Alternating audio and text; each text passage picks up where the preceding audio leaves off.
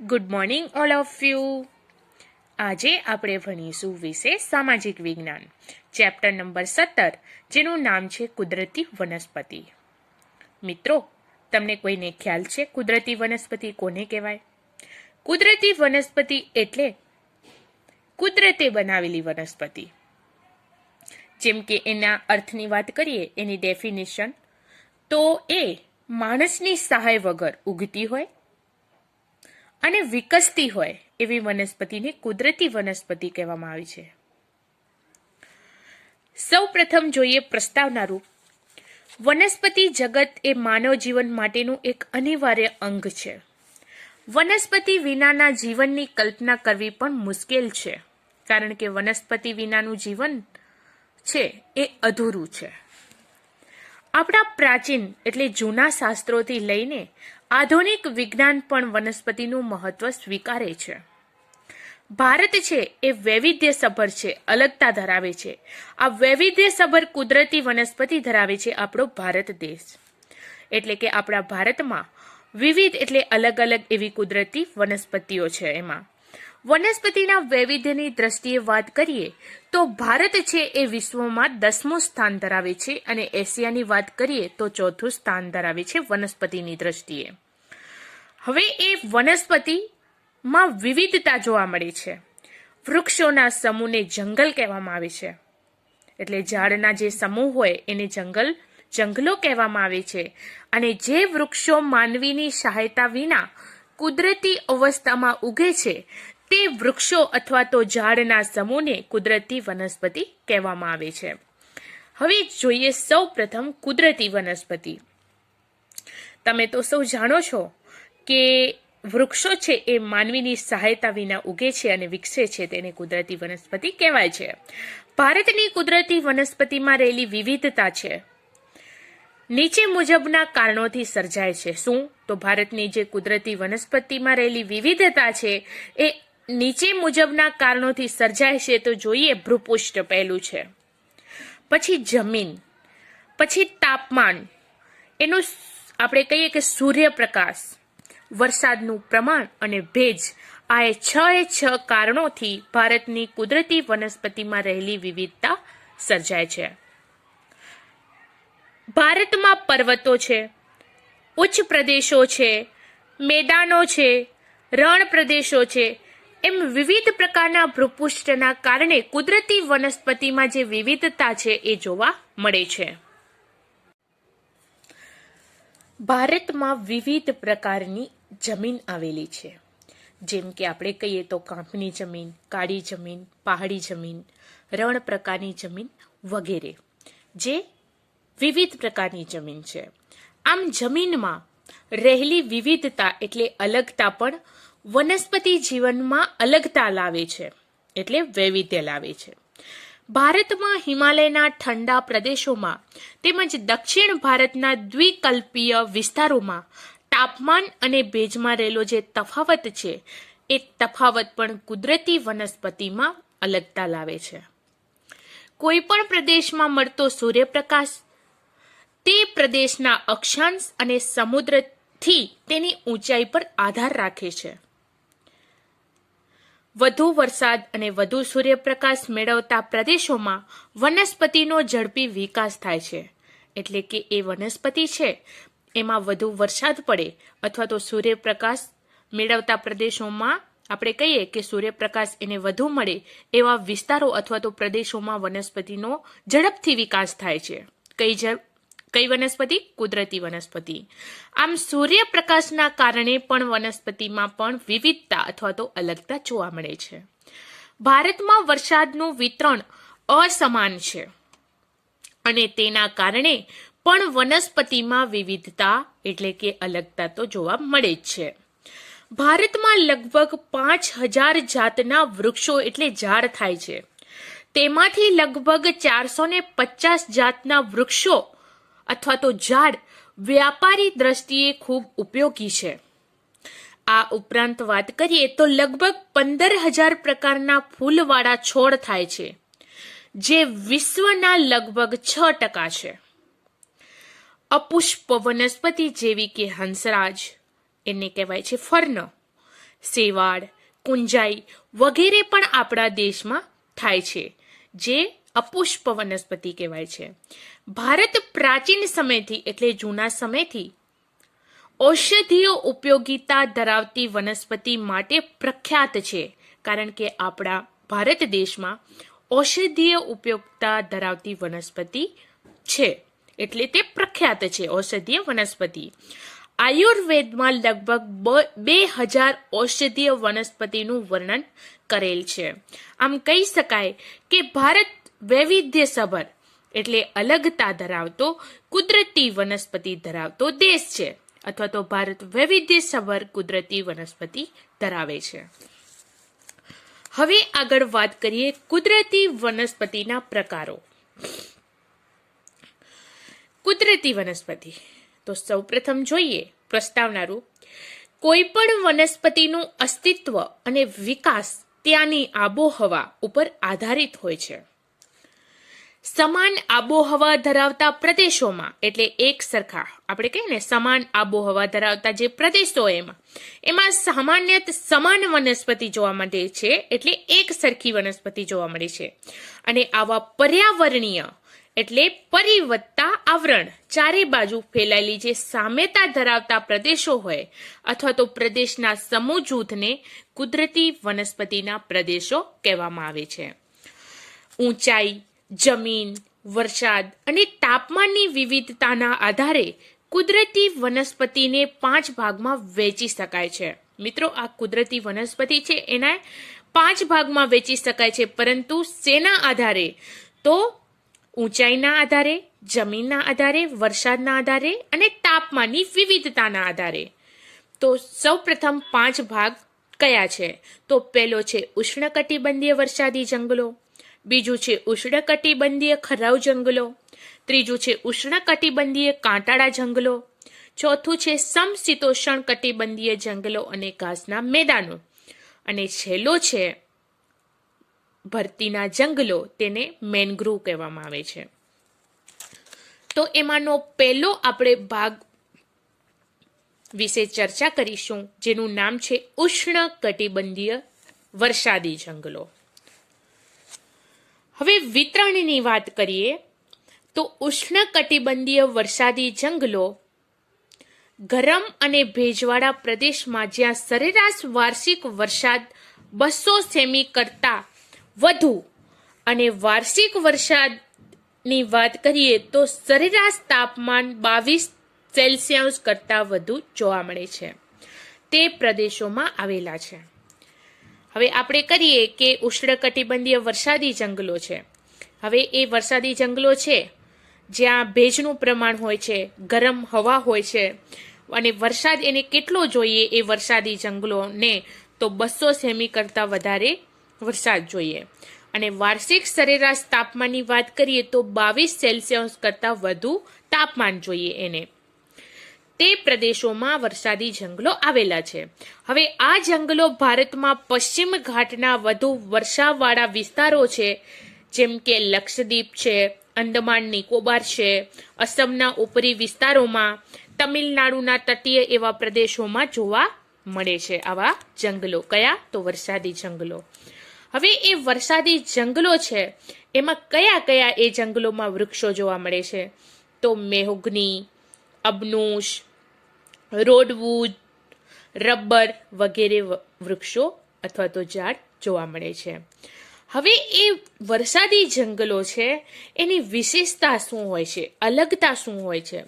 તો અહીંના વૃક્ષો સામાન્ય રીતે 60 મીટરથી ઊંચા હોય છે.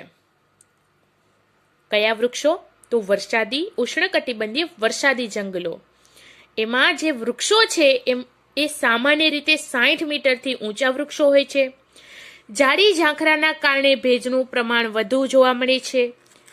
આ જંગલોમાં પાનખર જેવી કોઈ ઋતુ નથી હોતી. આ જંગલો બારેમાસ લીલા રહે છે અને એ લીલા રહેતા હોવાથી તેને નિત્ય લીલા જંગલો પણ કહેવામાં આવે છે. હવે જોઈએ આગળ.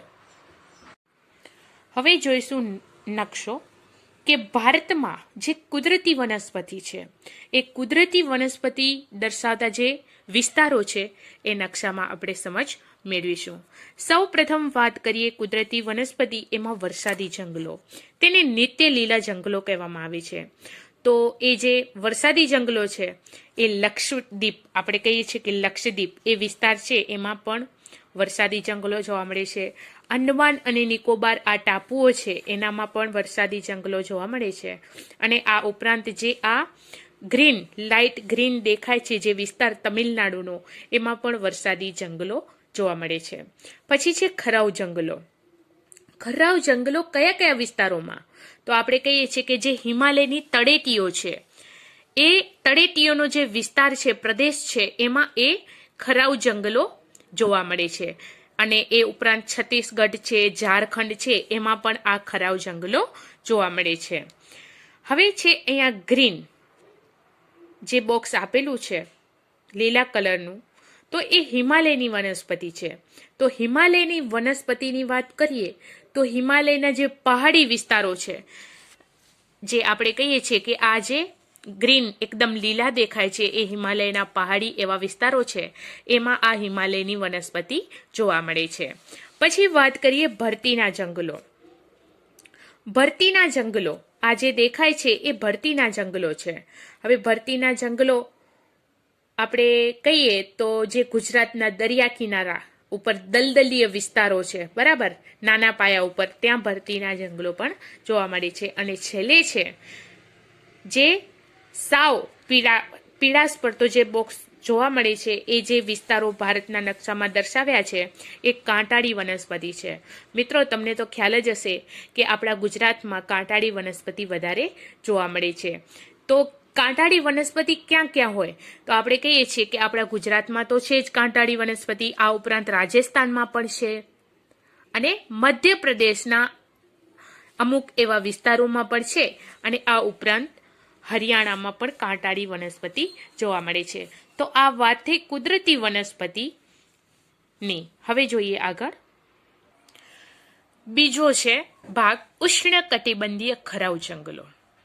એના વિતરણની વાત કરીએ તો સામાન્ય રીતે આ જંગલો દેશમાં 70 થી 200 સેમી સુધીનો વરસાદ ધરાવતા પ્રદેશોમાં જોવા મળે છે. આ ખરાઉ જંગલો ઉત્તર પૂર્વીય રાજ્યોમાં, હિમાલયના તળેટીના વિસ્તારોમાં, પશ્ચિમ ઓડિશા છે, છત્તીસગઢ, ઝારખંડ, પશ્ચિમ ઘાટના એવા પૂર્વીય ઢોળાવો છે, એમાં વિંધ્ય અને સાતપુડાના પર્વતોમાં આ જંગલો એટલે કે ખરાઉ જંગલો જોવા મળે છે. ભારતમાં આ જંગલોનું પ્રમાણ ખૂબ જ વધુ છે. હવે એમાં આપણે કહીએ કે ખરાઉ જંગલો છે, એમાં કયા કયા વૃક્ષો અથવા તો ઝાડ જોવા મળે છે? તો સાગ છે, સાલ છે, સીસમ છે, ચંદન છે, ખેર છે, વાંસ છે, એ વગેરે વૃક્ષો ખરાઉ જંગલોમાં જોવા મળે છે. એના વિશેષતા એટલે અલગતાની વાત કરીએ તો અહીંના વૃક્ષોની મુખ્ય વિશેષતા એ છે કે પાનખર ઋતુમાં વૃક્ષો 6 થી 8 અઠવાડિયા દરમિયાન પોતાના પાંદડા ખેરવી નાખે છે, એટલે નીચે પાંદડા પડી જાય છે. હવે દરેક પ્રજાતિના વૃક્ષોનો પાન ખેરવી નાખવાનો ચોક્કસ સમય હોય છે, જેથી જંગલો કોઈ ચોક્કસ સમય દરમિયાન પાન વિનાના હોતા નથી. એ ચોક્કસ સમય દ્વારા એના પાન ખરે છે. હવે આ જંગલો મોસમ પ્રમાણે પાન ખેરવતા હોવાથી તેને મોસમી જંગલો કહેવામાં આવે છે. જ્યારે ત્યારે જે તે સમયે એ પાન ખેરવતા નથી, પરંતુ જંગલો છે એ ચોક્કસ પ્રમાણે એના મોસમ પ્રમાણે પાન ખેરવતા હોવાથી તેને મોસમી જંગલો કહેવામાં આવે છે. હવે વાત કરીએ ત્રીજો ભાગ ઉષ્ણકટિબંધીય કાંટાળા જંગલો. એના વિતરણની વાત કરીએ તો સામાન્ય રીતે આ કાંટાળા જંગલો 70 સેમી કરતાં ઓછા વરસાદવાળા વિસ્તારોમાં જોવા મળે છે. એટલે કે તમે જાણો જ છો કે કાંટાળા જંગલો આપણા ગુજરાત, રાજસ્થાનમાં પણ જોવા મળે છે. તો ત્યાં 70 સેમી કરતાં ઓછો વરસાદ હોય એવા વિસ્તારોમાં કાંટાળા જંગલો જોવા મળે છે. આ પ્રકારના જંગલો ભારતમાં ઉત્તર પશ્ચિમ વિસ્તારોમાં, આપણા ગુજરાત રાજ્યમાં, રાજસ્થાનમાં, મધ્યપ્રદેશ, ઉત્તર પ્રદેશ વગેરે વિસ્તારોમાં આ કાંટાળા જંગલો આવેલા હોય છે. હવે એ કાંટાળા જંગલોમાં કયા કયા વૃક્ષો થાય છે? તો ખજૂર છે, બોરડી છે, બાવળ છે, થોર છે, ખીજડો છે, એ વગેરે વૃક્ષો થાય છે. વિશેષતા: અહીંના વૃક્ષો અને છોડના મૂળ લાંબા હોય છે, ઊંડા હોય છે અને ચારે તરફ ફેલાયેલા હોય છે. પર્ણ એટલે પાન નાના હોય છે, જેથી બાષ્પ નિષ્કાસનની પ્રક્રિયા ધીમી રહે છે. અહીંના વૃક્ષો છે એ છૂટા છવાયેલા આવેલા હોય છે, એટલે એક સાથે ભેગા હોતા નથી, છૂટા છવાયા એમ ફેલાયેલા હોય છે. હવે ચોથો વાત કરીએ ભાગ સમશીતોષણ કટિબંધીય જંગલો અને ઘાસના મેદાનો એટલે કે હિમાલયની વનસ્પતિ. હવે સૌપ્રથમ હિમાલયની વનસ્પતિ ક્યાં ક્યાં થાય છે તો આપણે કહીએ છીએ કે એની ઊંચાઈ કેટલી હોય છે, એનો ક્ષેત્રીય વિસ્તાર કેટલો હોય છે, કેટલા વિસ્તારમાં ફેલાયેલા હોય છે, અને એ હિમાલયની વનસ્પતિમાં કયા કયા વૃક્ષો જોવા મળે છે તો તેની ચર્ચા કરીશું આ કોષ્ટકમાં. સૌ પ્રથમ વાત કરીએ ઊંચાઈ, તો હિમાલયના 1000 મીટરથી 2000 મીટર ઉપર હિમાલયની વનસ્પતિ જોવા મળે છે. એના ક્ષેત્ર વિસ્તારની વાત કરીએ તો તે ઉત્તર પૂર્વીય ઊંચા પહાડી વિસ્તારો ઉપર, પશ્ચિમ બંગાળ અને ઉત્તરાખંડના પહાડી વિસ્તારો પર એ ફેલાયેલા હોય છે. જંગલોની વાત કરીએ તો સમશીતોષણ કટિબંધીય જંગલો છે, અને એમાં વૃક્ષોની વાત કરીએ તો ઓક અને ચેસ્ટનટ એ મુખ્ય વનસ્પતિ છે. હિમાલયના 1500 થી 3000 મીટર ઉપર આ હિમાલયની વનસ્પતિ જોવા મળે છે. હિમાલયના દક્ષિણ ઢોળાવ, દક્ષિણ તથા ઉત્તર પૂર્વીય ઊંચાઈવાળા વિસ્તારોમાં આ વનસ્પતિ જોવા મળે છે. હવે જંગલોની વાત કરીએ તો એ હિમાલય પરની વનસ્પતિના જંગલો કેવા હોય છે તો એ આપણે કહીએ છીએ કે શંકુદ્રુમ જંગલો હોય છે, શંકુ આકારના જંગલો જોવા મળે છે. અને એમાં વૃક્ષોની વાત કરીએ તો પાઇન, દેવદાર, સિલ્વર ફર અને સ્પ્રુસ એવા વૃક્ષો જોવા મળે છે. હિમાલયના 3600 મીટરથી વધુ ઊંચાઈએ આ વનસ્પતિ જોવા મળે છે, એના જંગલો જોવા મળે છે. હિમાલયના ઊંચા પહાડી વિસ્તારો અને હિમરેખા એટલે કે જ્યાં બરફની રેખા નજીક એનો વિસ્તાર જોવા મળે છે.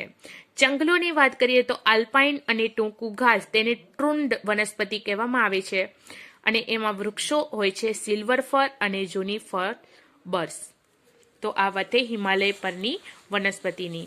શંકુદ્રુમ જંગલોની મુખ્ય વિશેષતા એ છે કે અહીં શંકુ આકારના વૃક્ષો હોય છે, જેની ડાળીઓ જમીન તરફ ઢળતી હોય છે, જેથી કરીને જ્યારે હિમવર્ષા એટલે બરફ વરસાદ થાય, હવે બરફ વર્ષાના કારણે વૃક્ષો પર પડતો જે બરફ છે એ જમીન તરફ સરકી જાય છે.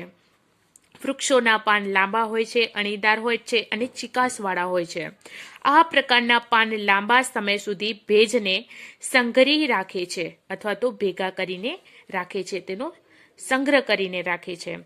હવે પાંચમો ભાગ છે ભરતીના જંગલો એટલે કે મેનગ્રોવ. એના વિતરણની વાત કરીએ તો ભારતમાં દરિયા કિનારે, નદીઓના મુખ ત્રિકોણ પ્રદેશમાં ભરતીના જંગલો આવેલા હોય છે. બંગાળાની ખાડીના કિનારાના પ્રદેશોમાં તેમજ ગુજરાતના એવા કેટલાક સાગર કાંઠે દલદરીય વિસ્તારોમાં નાના પાયા પર ભરતીના જંગલો જોવા મળે છે. અને એ ભરતીના જંગલોમાં કયા કયા વૃક્ષો હોય છે તો સુંદરી અને ચેર અહીંની મુખ્ય એવી વનસ્પતિ હોય છે. હવે અહીં આ 5 પ્રકારો પૂરા થયા, એની સમજ મેળવી. તો આગળની સમજૂતી આગળના વિડીયોમાં મેળવીશું. Thank you.